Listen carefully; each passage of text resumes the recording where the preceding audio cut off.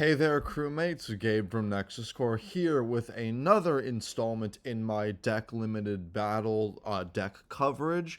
If you have been fortunate enough to enter the super pre-release and pick up a couple copies of the different starter decks and want to get into the upcoming deck limited battle format that we should be seeing in a couple weeks, but you're having some trouble coming up with what list you want to enter with, hopefully my list that I will be covering over today will help you figure out what you want to do with your deck. And today we are going to be going over Crocodile, as it is the third starter deck and the third video in this trilogy, soon to be quadrilogy. So let's just get right into it, starting with our cost 1 card. The only one we are running is going to be Law, who is a 1/1 blocker.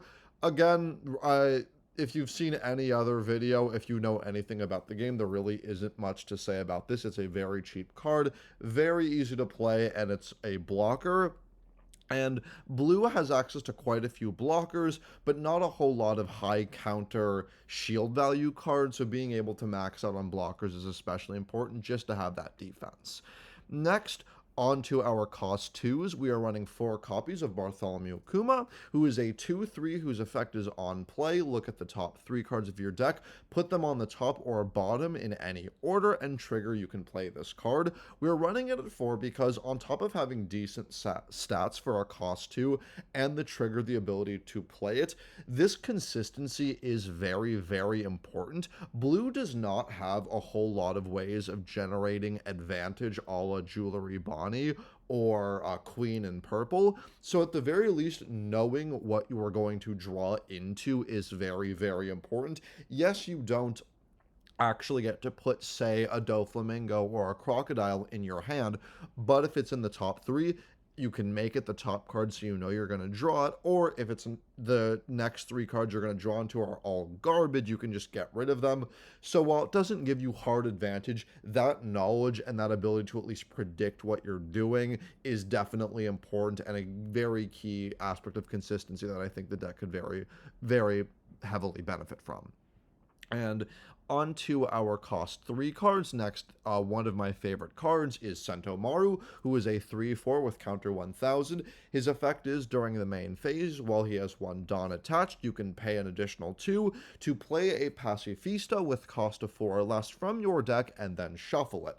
So this is very important, especially in the deck limited battle format, because it is pretty cheap advantage. It's a tutoring effect, so you get to guarantee a +1, but also for an effective cost of 3, because 1 Dawn attached, 2 Dawn untapped, you get to play a cost 4, so you also get to not only go +1, but also cheat out and save for that +1, and one of the Dawn is attached to it, so it makes Sentomaru able to hit a leader if you really need to go for the attack.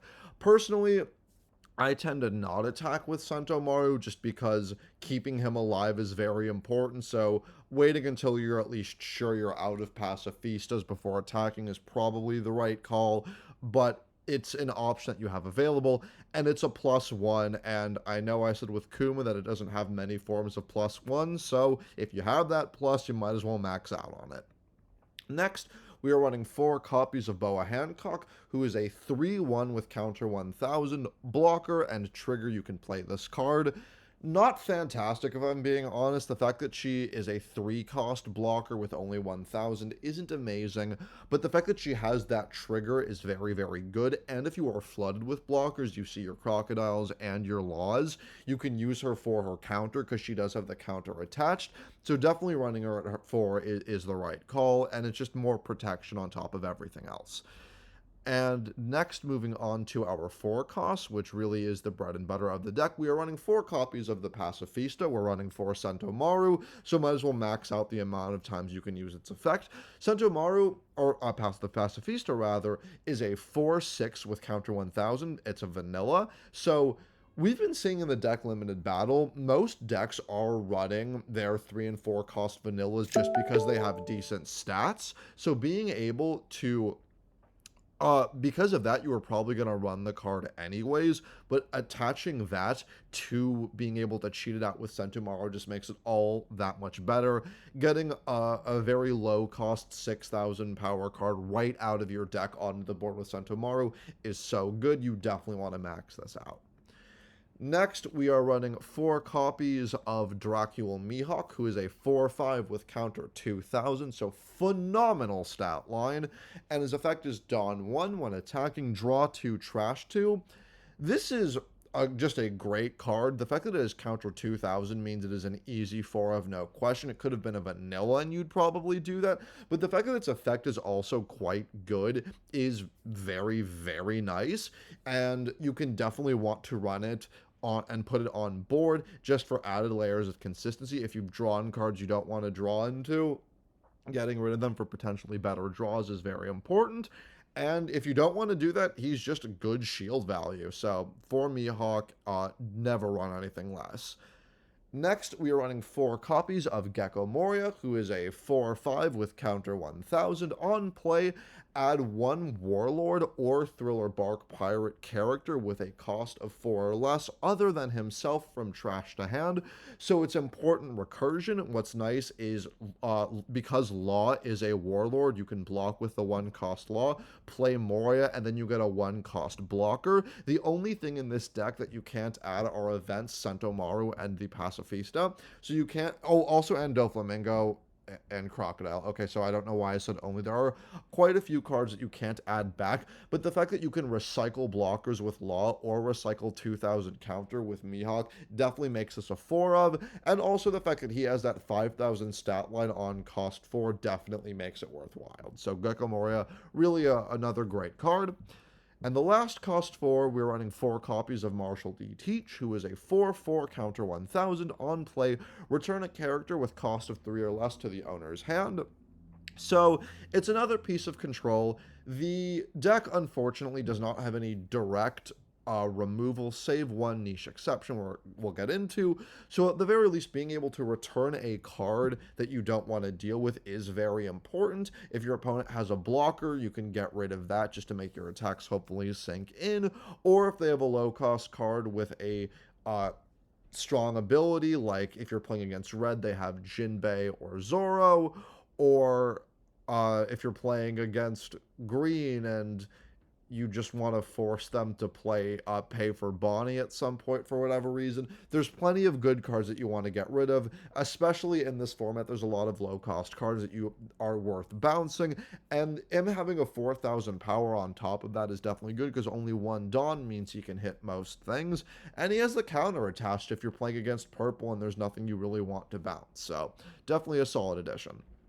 And next, onto our only cost 5 is the SR Crocodile, who is a 5/6, so great stat line, who is a blocker, and his effect is, well, he has 1 Dawn attached. On block, return an opponent's character with a cost of 2 or less to their the bottom of the owner's deck. So it actually doesn't need to be an opponent's character if you wanted to return your own Law for whatever reason, but it lets you put away some of your opponent's key cards, so your opponent needs to think about when they attack order, they're going to have to attack and then play a card if they don't want to lose it to Crocodile, or if they have a blocker up and they don't use the blocker, you can play that Crocodile and then return it when they attack because they didn't get their chance to block. So this is a solid card. It's another blocker with a good stat line too, so your opponent, if they have a 5000 card like their leader, is going to need to pump up to hit through it to begin with a great on-block ability. So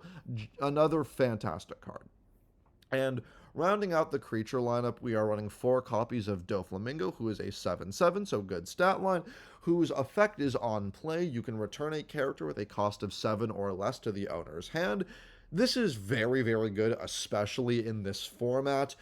The fact that this is the only card, or one of the only cards and only blue has access to them, that can touch the 7-cost kid, because even Kaido in purple can only KO something of 6 or less. So if your opponent spends their turn playing that kid, you can return it to their hand and they have just wasted a massive amount of their Dawn.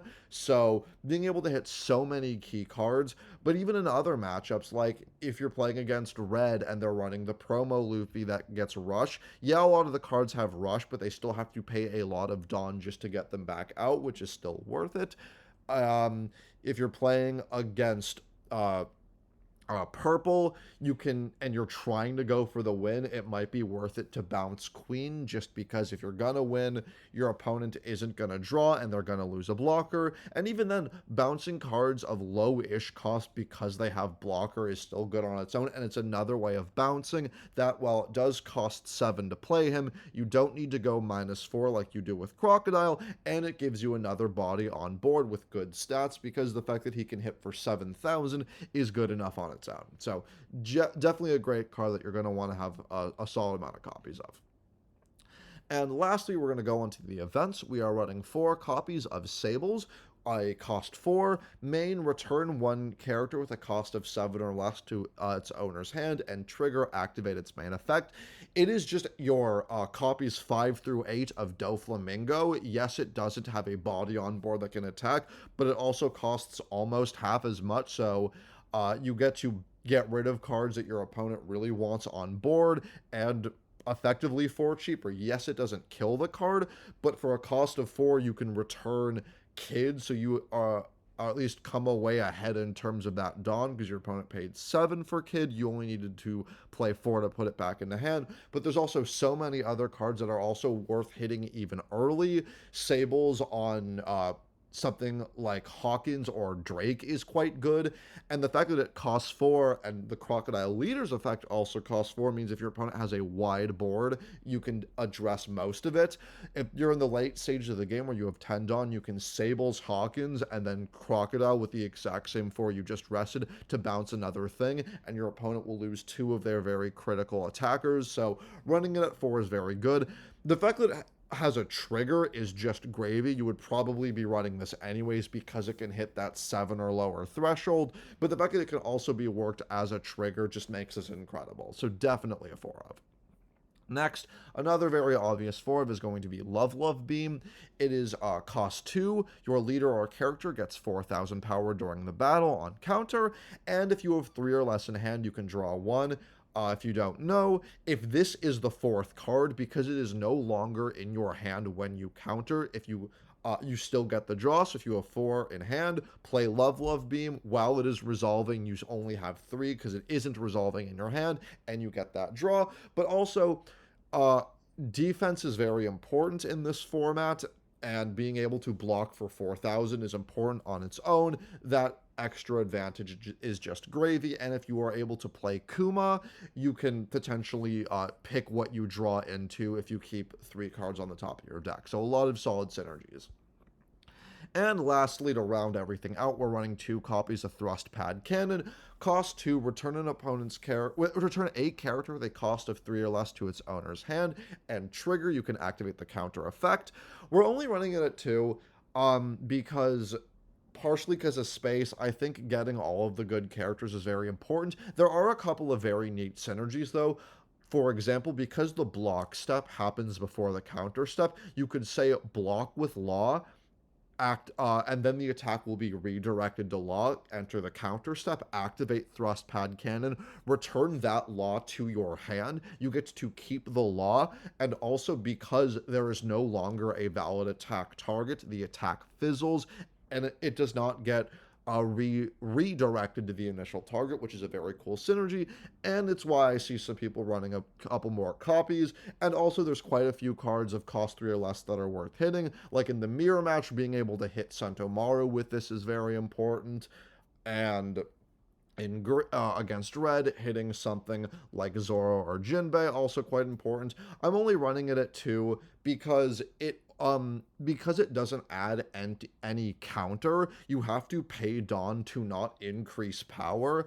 So if you use it on your opponent and if you don't have the blocker while it's in your hand, like with Law, you are either hoping your opponent is attacking with a cost of 3 or less, or you still have to add counter on top of it, or you take the attack. So the fact that it's a great card, but it costing 2 and not coming with any power, I think holds it back a little bit, but it's still a fantastic card, and I can definitely see some other things getting cut to max out on the copies because it makes for some pretty interesting interactions. So that's similar to my red profile. I'm not that confident on blue. My order of confidence goes most green, then purple, then blue, then red. So please let me know down below any changes you would make, any ideas you have, because I will want to help out as many people as I can, and if I get something wrong, I want you to tell me. But I think if you're struggling, this is definitely a solid baseline that you're going to want to work with. I'm not running any of the promos because the promo Crocodile isn't that great. It's another way of getting a card with blocker, but the deck is already too tight, and I just don't think it's that worth it. So thank you all for watching, and I will see you in the next video. Up next, it's going to be Kaido. See you soon.